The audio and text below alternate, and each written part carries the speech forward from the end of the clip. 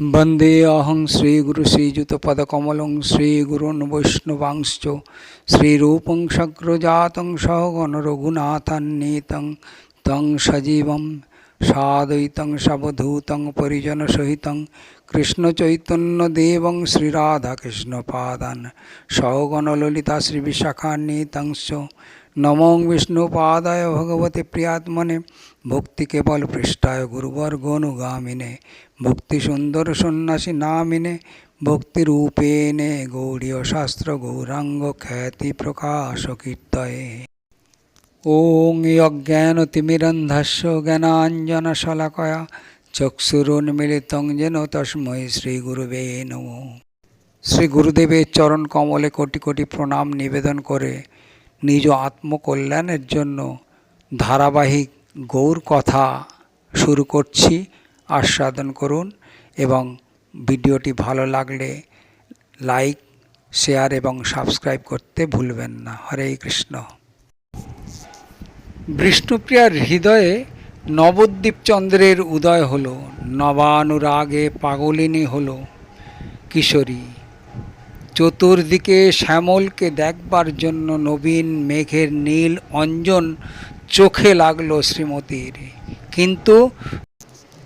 किन्तु दुई चोखे ताके धरे राखते पारछि कई। माधुर्य अमृतेर समुद्र दृष्टिर कूल छापिये उछले उछले पड़ছে। अविदग्ध विधाताके निंदा करছে श्रीमती। अतृप्त हইয়া करे विधिर निंदन। अविदग्ध विधि भालो ना जाने सृजन। কোনো কিছুই ভালো করে বুদ্ধি খরচ করে সৃষ্টি করেননি ভগবান। যাকে দেখব সে অন্তহীন সৌন্দর্যের সিন্ধু, জেনেও তাকে দেখবার জন্যে মাত্র দুটি নেত্র দিয়েছেন। কোথায় কোটি কোটি চোখ দেবেন তা নয়, কৃপণের মতো দুটি শুধু চোখ। কৃষ্ণমুখ দর্শন করতে বলে হায়, দুটি শুধু চোখ দেয়া আর এমনই বিধাতা অকুশল, এমনই অনিপুণ চোখকে আচ্ছাদন করবার জন্যে দিলেন আবার পক্ষ। চোখের পক্ষ যদি না থাকতো, যদি পলক না পড়তে পেত, তবে নিরবচ্ছিন্নভাবে দেখতে পারতাম কৃষ্ণকে। বিধাতা নিশ্চয়ই জড়বুদ্ধি, নিতান্তই রসবোধ শূন্য, নইলে যে রূপ প্রতিক্ষণে নতুন হচ্ছে তাকে দেখবার জন্যে কিনা এই বিশীর্ণ ব্যবস্থা। কিন্তু কে না জানে কৃষ্ণ দর্শন ছাড়া দৃষ্টির তৃপ্তি নেই, নেই বা এক বিন্দু সার্থকতা। না দিলে কে লক্ষ কোটি, সবে দিল দুটি আঁখি। তাতে দিল নিমেষ আচ্ছাদন, তাতে দিল নিমেষ আচ্ছাদন। বিধি জড় তপধন, রস সিন্ধু তার মন। বিধি জড় তপধন, রস শূন্য তার মন। নাহি জানি যোগ্য সে সৃজন। শ্রীমতী বৃন্দাকে বললে, প্রিয় সখী কোত্থেকে আসছো? বৃন্দা বললে, শ্রীকৃষ্ণের পাদমূল থেকে। অশৌকুত তিনি কোথায়? শ্রীমতী ব্যাকুল হয়ে তাকাতে লাগলো চারিদিকে। বৃন্দা বললে, রাধাকুণ্ডের কাছে নির্জন বনে আছেন তিনি। সেখানে কি করছেন? নাচ শিখছেন। বলো কি? তাকে নৃত্য কে শেখাচ্ছে? বৃন্দা বললে, তুমিই তাকে নাচাচ্ছ। সে কি কথা? আমি কোথায়?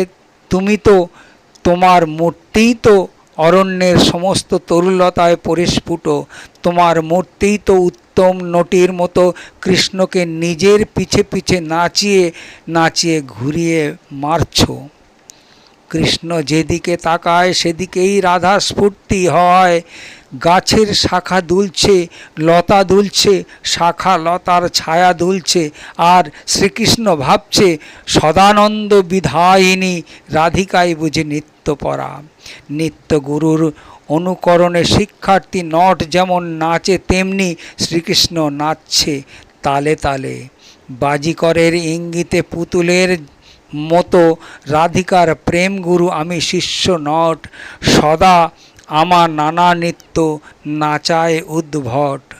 আমি পূর্ণতত্ত্ব পূর্ণানন্দ, সমস্ত রসাশ্রয় আমি চিন্ময়, স্বপ্রকাশ আমাতে কোনো অভাব নেই, অভাব পূরণের জন্য চাঞ্চল্যের অবকাশও নেই।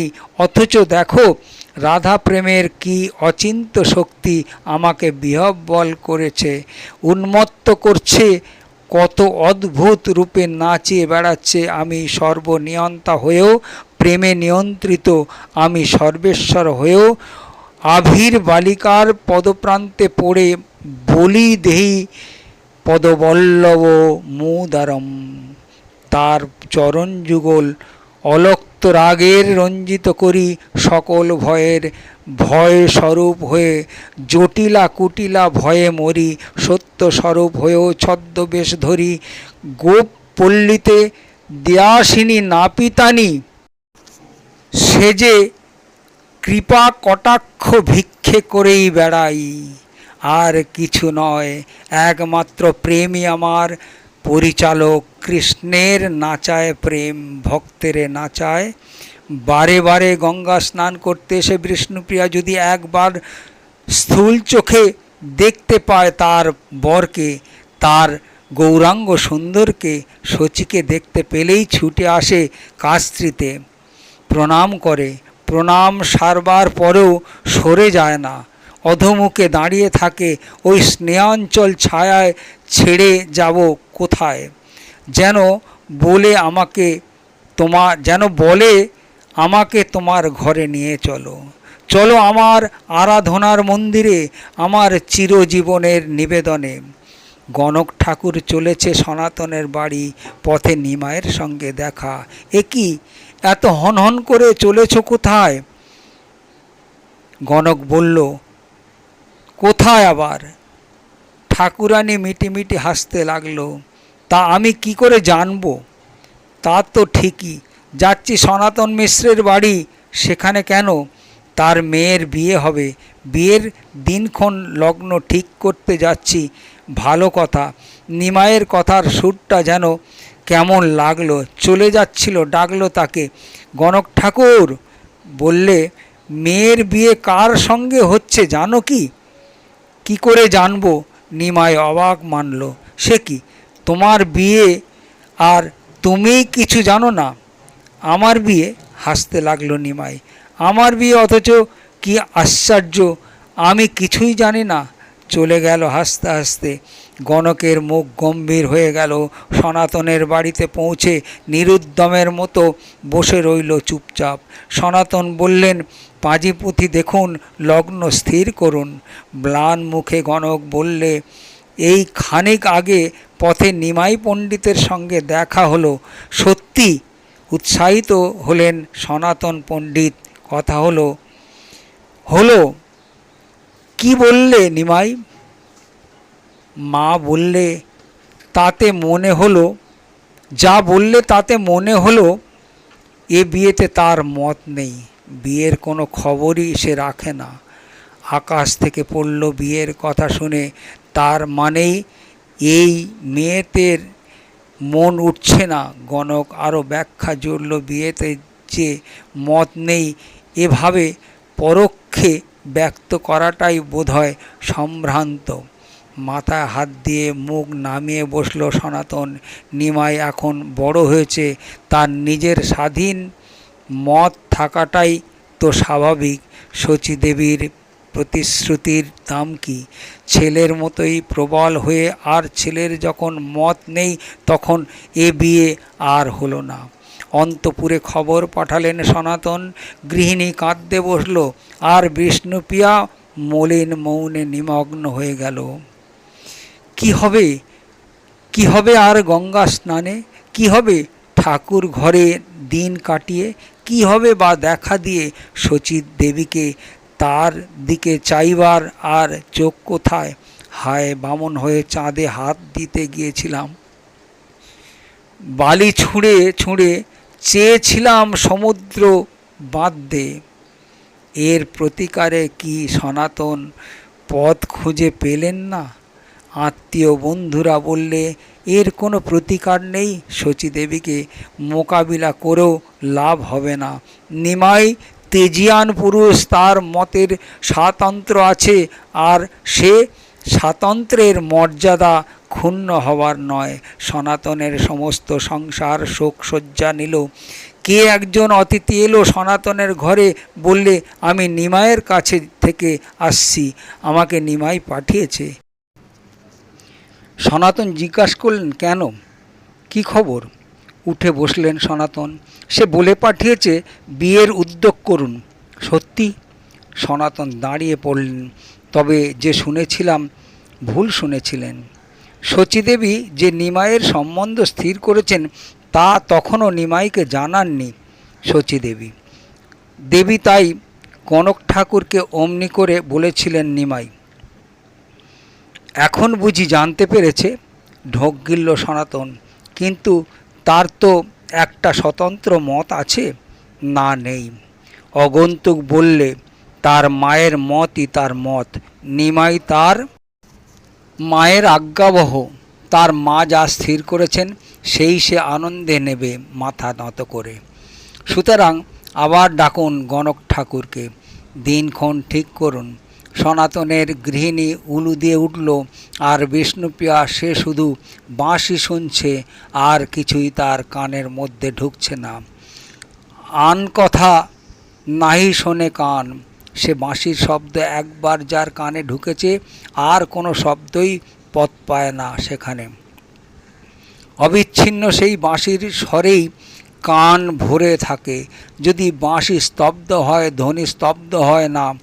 যদি অন্য শব্দ হয়, তবুও সেই শব্দে সেই বংশীধ্বনিই বেজে চলে। শব্দে অশব্দে শুধু এক নাম গৌরাঙ্গ। শুনেছেও গৌর, বলেছেও গরু গৌর। গৌর ছাড়া মুখ কথা নেই, মনে ভাবনা নেই, চোখে স্বপ্ন নেই, বুকে নিঃশ্বাস নেই। আমি গৌরগত চিত্ত। গৌর পাদপদ্মই আমার প্রাণধন। নিমাইয়ের সঙ্গে বিষ্ণুপ্রিয়ার বিয়ে ঠিক হয়েছে। এ খবর রাষ্ট্র হতেই সমস্ত নবদ্বীপ মেতে উঠল। জমিদার বুদ্ধিমন্ত খান বললেন, এ বিয়েতে যত খরচ লাগে আমি দেব। মুকুন্দ সঞ্জয়, যার বাড়িতে নিমাইয়ের টোল, বললে না, সব আপনি দেবেন কেন? ব্যয় ভারের কিছু অংশ আমি নেব। নিমাইয়ের পড়ুয়ারা বললে, আমরাও হাত গুটিয়ে থাকব না। গৌর কথায় নিমাইয়ের বিয়ের আয়োজন এইখানেই শেষ। পরবর্তী লীলা পরবর্তী ভিডিওতে আস্বাদন করুন। হরে কৃষ্ণ কৃষ্ণ কৃষ্ণ হরে হরে, হরে রাম রাম রাম হরে হরে। বাঞ্ছা কল্পতরুভশ্চ কৃপা সিন্ধুভ্য এব চ পতিতানাং পাবনেভ্যো বৈষ্ণবেভ্যো নমো নমঃ।